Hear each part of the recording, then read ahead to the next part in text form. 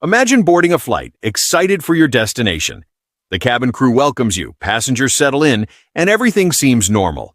Then suddenly, a masked figure stands up, pulls out a weapon, and shouts, "This plane is under my control!"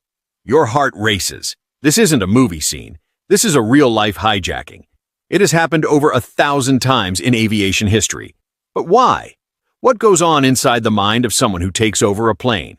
Today we explore the shocking psychology of hijackers and what drives them to commit airborne crimes. Hijackers don't fit into a single category. Their psychology varies, but experts have identified 3 major motives. Some hijackers are driven by ideology, believing they are fulfilling a political or religious mission.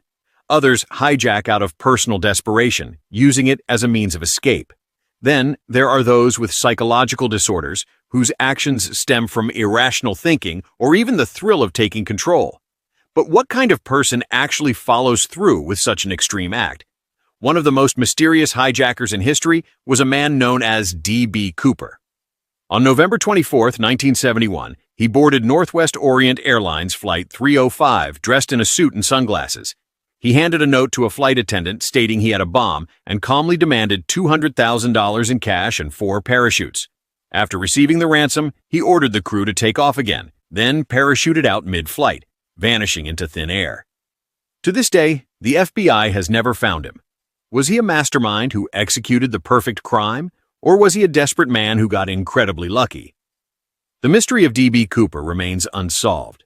Psychologists categorize hijackers into 4 types.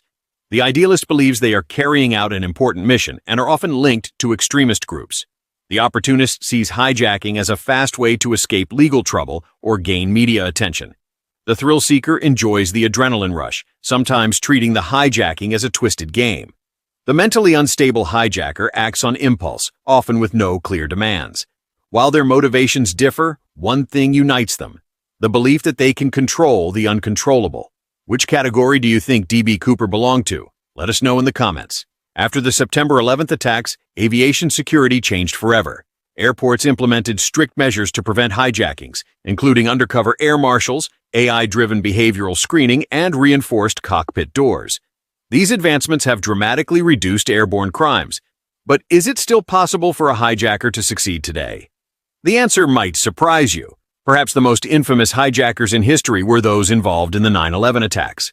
Unlike opportunistic criminals, these individuals were carefully trained not just in piloting, but also in psychological manipulation.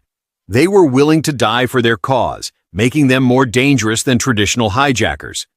Experts believe their ability to suppress fear and embrace death makes terrorist hijackers almost impossible to negotiate with, which is why governments worldwide now focus on preventing radicalization before it starts. Now that you understand the psychology behind hijackers, here's a question for you.